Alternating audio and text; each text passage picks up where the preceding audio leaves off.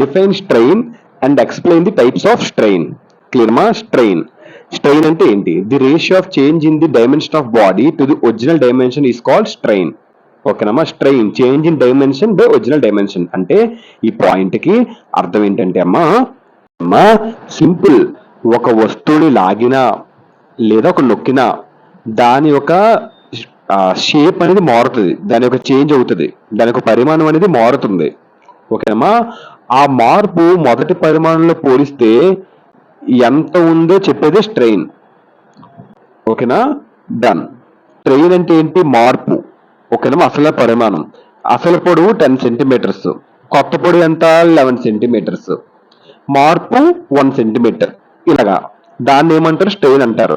పొడవులో మార్పు అంటే సింపుల్, ఒక వస్తువుని లాగిన నొక్కిన, ఏదైనా ఒక వస్తువుని లాగిన లేదా ఇలా నొక్కిన, అలా లాగిన తర్వాత నొక్కిన తర్వాత అప్పుడు మళ్ళీ మనం దాన్ని చెక్ చేస్తాం కదా, అప్పుడు దాని పొడవులో మార్పు వస్తుంది.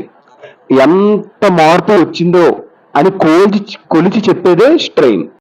ఒరిజినల్ షేప్ ని చేంజ్ చేస్తుంది, ఒరిజినల్ షేప్ ని చేంజ్ చేసి ఎంత చేంజ్ అయిందో చెప్పేది ఏంటి? స్ట్రెయిన్.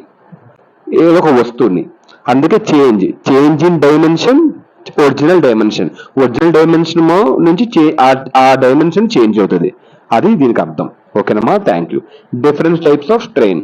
లాంగిట్యూడినల్ స్ట్రెయిన్ అంటే the ratio of the change in the length of the body to its original length of a body is called longitudinal strain. ఏదైనా ఒక వస్తువుని లాగిన లేదా ఇలా నొక్కిన, అలా లాగిన తర్వాత నొక్కిన తర్వాత అప్పుడు మళ్ళీ మనం దాన్ని చెక్ చేస్తాం కదా, అప్పుడు దాని పొడవులో మార్పు వస్తుంది. ఎంత మార్పు వచ్చిందో అని కొలిచి చెప్పేదే స్ట్రెయిన్. చేంజ్ చేస్తుంది, ఒరిజినల్ షేప్ ని చేంజ్ చేసి ఎంత చేంజ్ అయిందో చెప్పేది ఏంటి? స్ట్రెయిన్. ఏదో ఒక వస్తువుని, అందుకే change in dimension original dimension నుంచి ఆ డైమెన్షన్ చేంజ్ అవుతుంది, అది దీనికి అర్థం. ఓకేనమ్మా? Thank you. Different types of strain. Longitudinal strain అంటే the ratio of the change in the length of the body to its original length of a body is called longitudinal strain. Longitudinal strain అంటే ఒక వస్తువుని లాగినా లేదా నొక్కినా దాని పొడవు మారుతుంది. Longitudinal అంటే ఎప్పుడు గుర్తుపెట్టుకోండి? హైట్. ఓకేనమ్మా? అంతే. లాంగిట్యూడ్ హైట్, వాల్యూమ్ అంటే స్పేస్. ఓకేనమ్మా? ఒక వస్తువుని లాగినా లేదా నొక్కినా దాని యొక్క పొడవు మారుతుంది. ఆ పొడవు ఎంత మారిందో అసలు పొడవుతో పోల్చితే అసలు పొడవుతో పోల్చినప్పుడు ఎంత పొడవు చేంజ్ అయిందో చెప్పేదే లాంగిట్యూడినల్ స్ట్రెయిన్ అని అంటారు. ఒక్క లైన్ లో చెప్పాలంటే లాంగిట్యూడినల్ స్ట్రెయిన్ అంటే ఏంటి? Height change. ఓకేనమ్మా? అసలు పొడవు నుంచి ఎంత చేంజ్ అయింది, అందుకే longitudinal strain is equal to change in length by original length. Clear? Done. Stress అవ్వకముందు నార్మల్ గా దాని హైట్ 5 సెంటీమీటర్స్, మనం స్ట్రెస్ పెట్టిన తర్వాత నొక్కినప్పుడు లాగినప్పుడు దాని స్ట్రెస్ ఎంత అయింది? 5.5 అయింది. అంటే మార్పు ఎంత వచ్చింది? 0.5. ఇది హైట్ లో, దాన్ని ఏమంటారు? లాంగిట్యూడినల్ స్ట్రెయిన్ అని అంటారు. క్లియర్? వాల్యూమ్ స్ట్రెస్ అంటే ఏంటమ్మా?